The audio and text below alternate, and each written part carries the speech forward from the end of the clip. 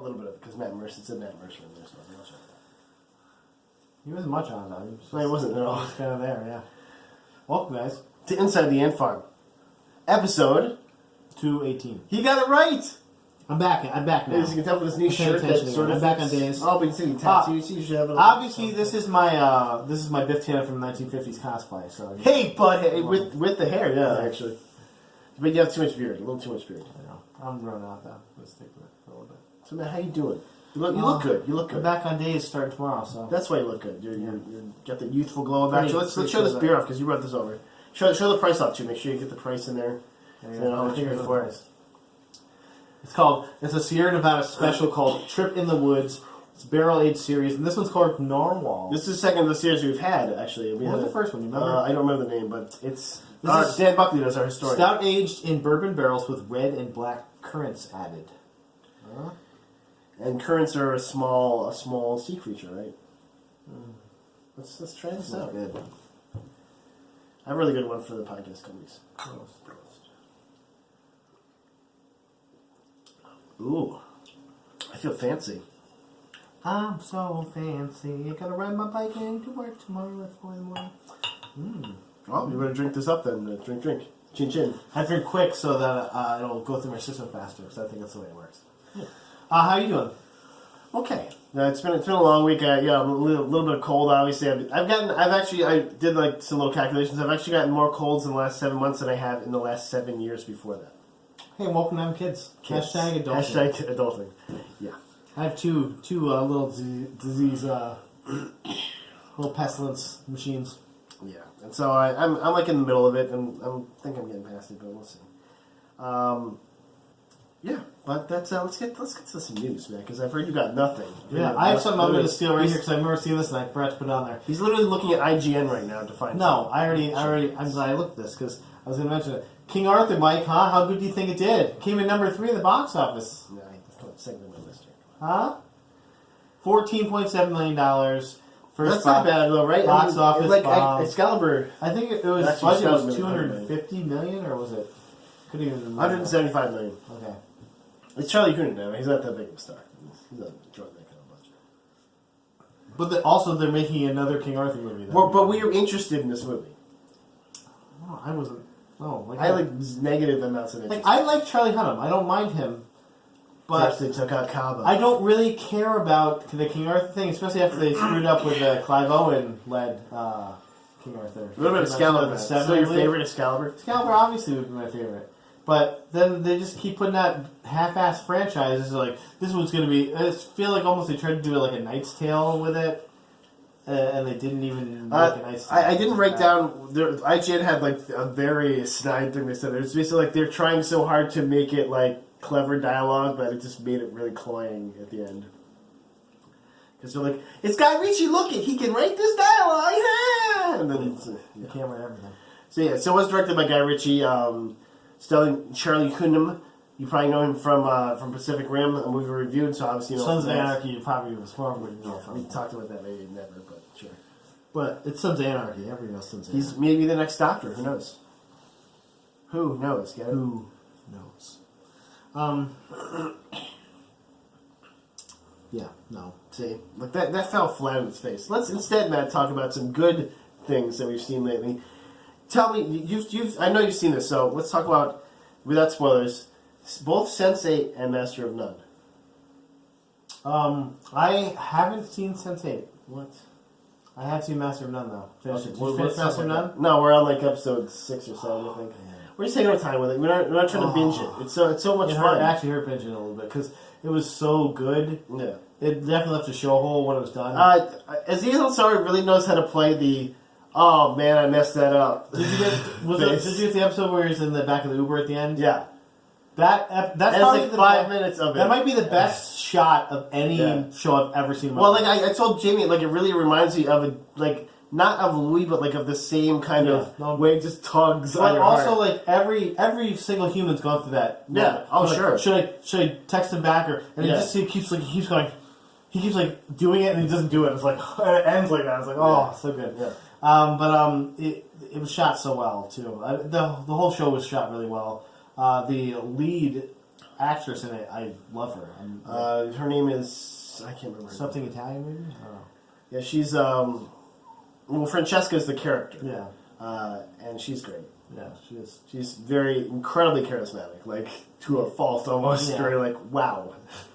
And Aziz is great, and I love the Big Butt Little Butt episode at the wedding. Even though he was getting a little much with like. I like the BFFs, the TV show too. Like there's a lot of fun stuff in the season. Yeah, like they definitely packed it full of like just well written stuff. Him and Alan Wang, I think it is, or Alan Wang. Wrote most of the shows, and they also created it. Alan's on the show as well. He's he's one of the friends, and his dad's in one of the episodes too. His dad is a really funny episode, actually. Yeah, and it's great because first off, they hire a lot of. It's not just it's a more realistic look at because they're in New York City, and it's a very realistic look at that. It's not just all white people in a cafe. It's you got all different colors, and all different people playing and not playing like stereotypes. They're playing real people, and each of them, and a lot of not each of them, but a lot of them get fleshed out really well. Like the one episode with his lesbian friend, and like it's kind of progressing through the Thanksgivings. Yeah. That was really good. And like some they start off and you're like, where is this going? And then by the time you get to the end, you're like, wow, like that was. And there wasn't one where I was like that. Oh, that was just okay. Like, stick the landing. Everyone was like, that was good. That was fun. It either made me feel warm or feel awkward, and like they all made you. And it felt like maybe the two guys writing it said like, let's make them feel this episode or something, and just like kind of like went with that for the whole episode. A lot of beautiful locales, like they're in Italy for part of it. Tuscany, and a very funny part where they get their car stuck in one of the old roads, the old car path. I'm stuck 2 ways. So good. Master 9 is fantastic. Sense8 actually this season is a lot better. Okay. And to the point where I've been told by a few people that like the first 4 episodes are slow, and if you can't get past them. You can though. You can. Me and Jamie. Well, that's what happened to me. I watched the first 2 episodes. Like, I don't see why anybody likes the show. It's just fucking boring to me. Except for the shock value of stuff that happens, like they're just trying to shock me. I'm like, I don't. The first season is arguably like I wouldn't say bad, but it's not or meh even. It's like it's good. Like there's a lot of good stuff. I didn't get that part yet. They don't put it together correctly. But in the second season, you could tell they took some notes and were like, okay, let's make this more important, or as important as it should have been the first season, because you're like, oh, there's just these 8 people. So you're saying there's less strap-ons? Is that what you're saying? I hope there's more strap-ons. Now, the first episode, I'm like, oh, they're just trying to shock me with this strap-on dropping in the scene. I'm like, well, okay. People having sex. Great, yeah, but they're trying to shock the audience. I'm like, you're not doing it for me. There's an orgy in the Christmas episode. Like, show me something that means something. That's what I want to see. I'm not watching shows for crap. It gets there. It gets there, and I think it has. I get it. They're lesbians. All right, yeah, it gets there. Okay, all right, maybe I'll go back and watch them. But yeah, both of them so far, and then we have Unbreakable Kimmy Schmidt coming out soon. So this weekend. Actually, the 19th. Is that this Friday? Oh, also, Matt, this is kind of a continuance of another story since we're talking about awesome shows. Roseanne has been picked up by ABC. Yeah. There's actually a bunch of these shows now. For some reason, this year, everybody's trying to revive shows. Well, the success of the Gilmore Girls revival and Fuller House. There's now a Friends revival that's pretty much all set in stone. There's a Will and Grace revival, Mike, and wait for it. How I Met Your Mother. That's on my list too. Yep. Revival. Let's talk about that then. Let's go right into it. How I Met Your Mother revival mess. So why are we doing this? So 10th Century Fox, they're the older version of Fox. That's ye old Fox. Yeah, I see that's the joke in Robin and Men in Tights. Yeah.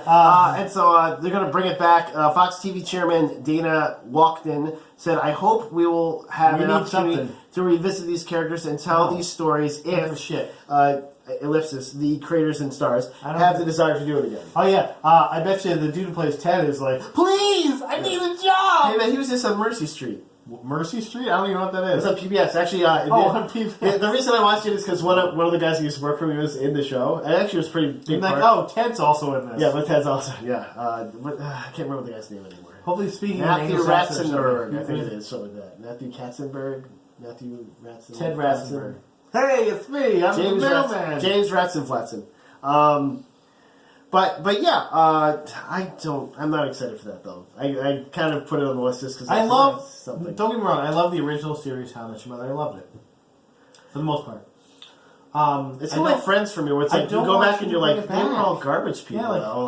Well, Friends is ridiculous. First of all all, of them are garbage. They all have like $1 billion apartment, and they don't have jobs. Half of them, they have like $2 million apartments in New York City. I'm an actor. Okay, I have a four-bedroom high-rise. I have a 4-bedroom high-rise in downtown New York City, and I am an unemployed person. Nope, that does not track. There's actually there's a thing online where they mapped out like the size of their apartments and how much they would cost. No way. It was like millions of dollars. That's like a four apartment stretch of apartments. They got like the bay windows. Like we're white privilege and put a little bow around it for you. But Roseanne, the opposite of white privilege. But why also that season? I mean, it was almost like a Dexter ending where it's so crazy that troubling. I'm troubled by this. Because I love Roseanne. I love Roseanne. I love 8 seasons of Roseanne. I loved till the end of the 8th season. Then the 9th season came. And what happened with that? And then just no. It was insanity. It was insane. Straight. And which Becky are they going to get back? There's 2 of them. And also, I don't even care. Will DJ be a serial killer? Will they be sitting in prison? I hope so. Maybe he'll be in prison, but he'll have a devil on his shoulder, and it'll be John Goodman, and that's how they get John Goodman back on the show. Or he'll be an angel, because John Goodman was such an... He was. That's what happened with him in the last season. Was they made it he's an angel and talking to her. Okay, that's weird. Because So did we talk about the Inhumans trailer yet? I'm only a human after all. The trailer came out but I just saw the teaser. There's another one. I think there's actually a trailer out too. I was able to grab their hair, getting wrapped around them. Hair! The teaser's fun though. So I guess it's going to be airing on Fridays. Yeah, it's in the slot that I think they've had that slot? Agents of S.H.I.E.L.D. in for a while. I don't know. I don't watch it on... No, Agents of S.H.I.E.L.D.'s been on Tuesdays because I get it on Wednesday. Well, it's going to be Fridays now, so... It's basically going to be mid-season replacement for Inhumans. But they are putting it out to die. To hail the victorious dead! Well, they're doing an IMAX movie showing of this thing, so they gotta have some respect in the property. Try not to shoot it in the foot right when you put it out, though. I mean, jeez. That sounds like TV to me. It's got the dude from the There Will Be Blood in it. Or not There Will Be Blood, the Railroad show. I can't remember what the hell the name of it is. His name's Steve Bohannon. Oh! And it's got Ewan, what's his face? From Ramsey Bolton. I'm in this show too. I'm also the bad guy. Okay. I don't know. I felt like it was a mix between his... he's Loki. He's Loki. It felt like it was a mix between Misfits and... I don't believe... No, I don't think that at all, actually. Do you not have any respect for his character in the Misfit was a weirdo. No, I'm just saying, his character in the Misfit was a little weirdo. He was a hero, though. And he was a little invisible when you weren't looking. Have you not watched, the whole thing? No, I only watched his character gets better. His arc gets a lot better. He really becomes a hero. I actually liked him a lot in that show. I watched it after I watched Ramsey too, so it gave me a lot more respect for him as an actor because I was like, this character is so different from Ramsey's character. Yeah, no, I think it's such a cool arc with I think he'll do a great job, but he's definitely the Loki of the show. He's playing a character that is arguably a mustache twirly bad guy in Marvel Maximus Comics. Mad. Yeah.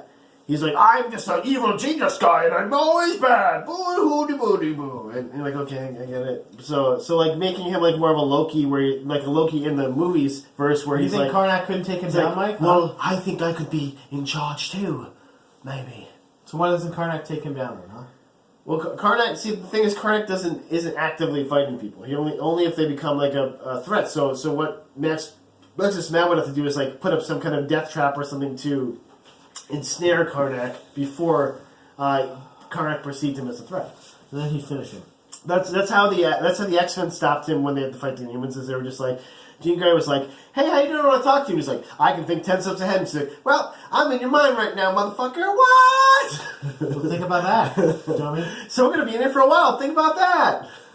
So think of 10 steps ahead, how you're gonna hang out with me because we're just hanging out. Yeah, that's basically what they did. Chill in your head. They just talked. They just talked and okay, well. And then he's like, I'll get out of here eventually. I kept sure you will, but this battle will be over. Until then. Yeah. Me and you. We just don't want you on the playing field. See any good Netflix shows? Removed. And since I can think in your mind. Speaking of X-Men, did you see the trailer for Gifted? I didn't see that. I didn't see this. Finally, I see the trailer. You mentioned on the show. Thank more. Sweet baby Jesus. It felt a little bit maybe like Legion, but like show me more. Okay. Yeah, I actually didn't get that vibe as much. No, I did. I liked the. Like there's a person, he's an outsider. I feel like the kid is more of like a telekinetic for Legion. I don't know. and also like the kid like knows he has a power. Whereas Legion was just like, like I'm just a dude, and there's so like, never mind. I am the Harry Potter of mutants. Oh no, Harry Potter is actually closer than I was saying. You could come to Gifted school. Well, he's getting into the underground now because the X-Men are gone. That was part of the trailer. We don't know where the X-Men are. We can't find them. We're gonna have to go underground. We say we don't know the X-Men because we can't use their properties right now. Yeah, exactly. Maybe we get Havoc in here, or somebody who's not going to be in the X-Men movies. I'm Bishop. Like, okay. Hey, it's like Bishop Thunder. already was in one. They didn't get him. Warhawk or something. Warhawk already is 1 and 2. Well, they're really going to boom boom. Dig deep. Yeah, boom boom. They're going to get Havoc. Anyone from Excalibur. Cannonball. We get Cannonball. Let's think it's an X-Men they get. Siren. Siren. Okay. But not Banshee. Siren. Magic. How about Magic? No, Magic's kind of she's in the comic currently. Yeah, but is she in the movie? We're gonna get her for the show, Mike. We're trying to get some people. Well, they had Colossus. They might and the Dazzler. The Dazzler. Oh, see, the Dazzler, that'd be good. Because they're like, we can't have Jubilee, so we get. I turned sound into light. The Dazzler might be one of the characters.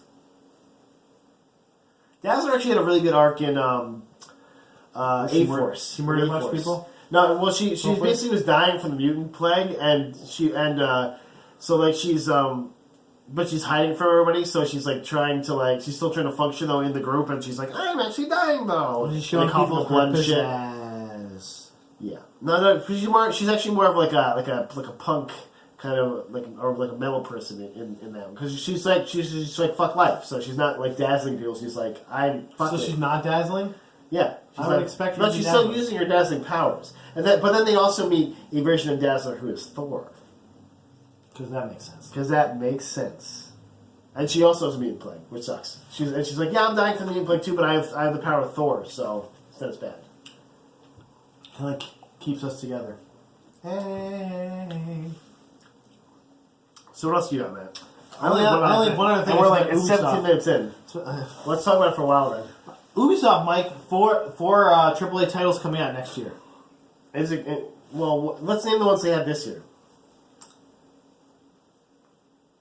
They had Watch Dogs 2.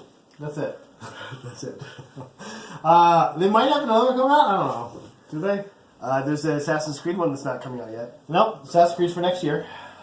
Egypt.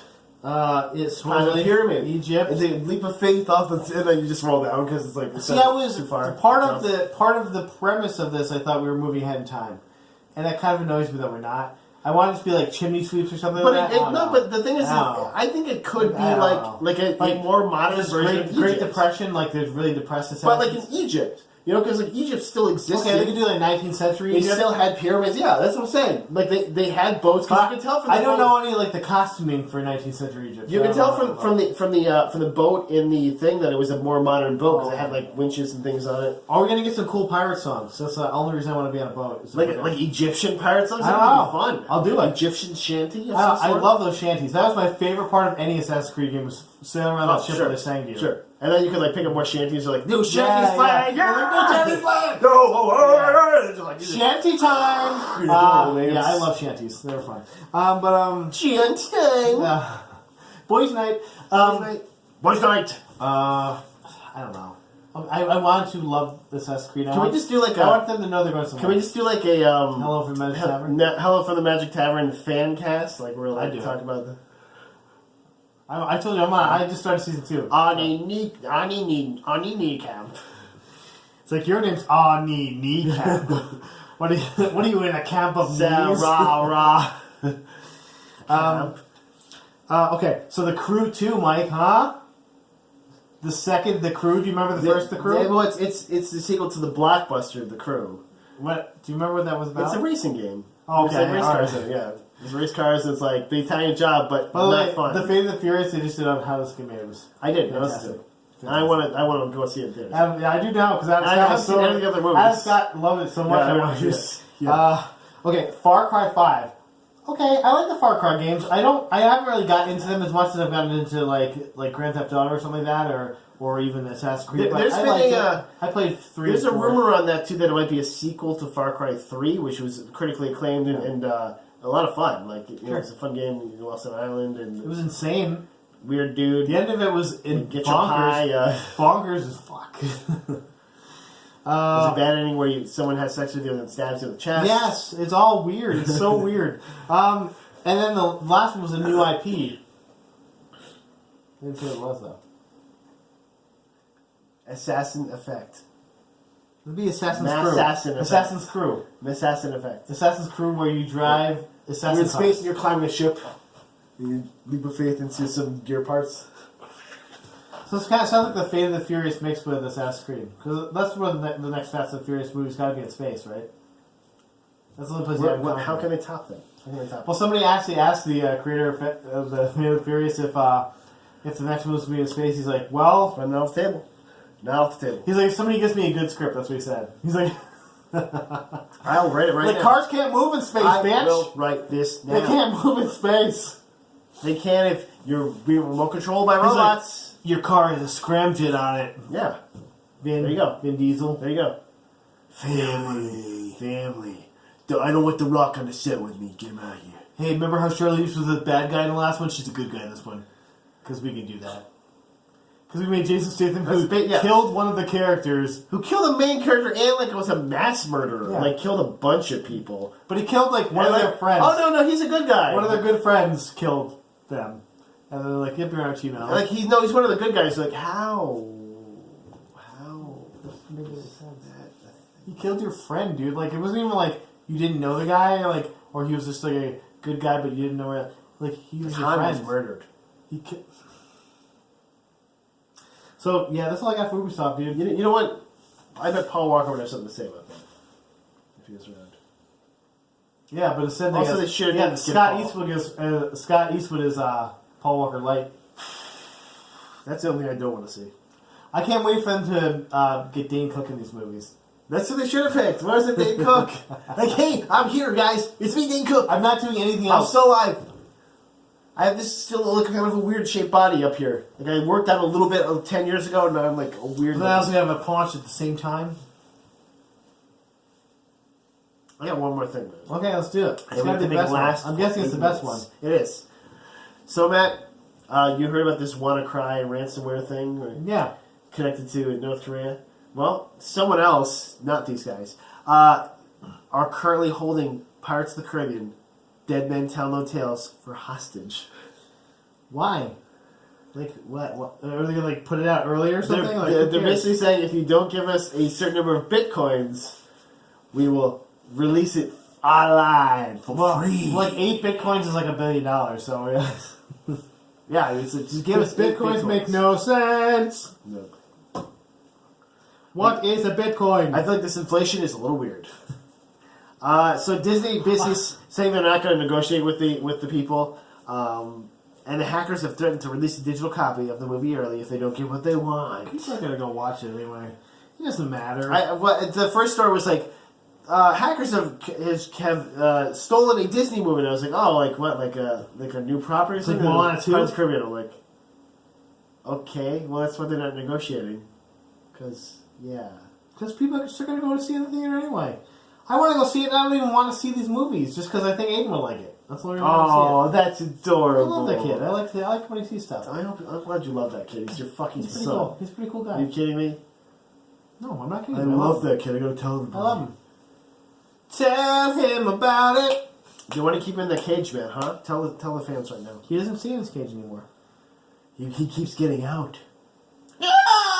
Look at that. Get back in your cage. So last thing, Matt, I got the Fate Core book here. The Fate Core dice. Let's check these things out.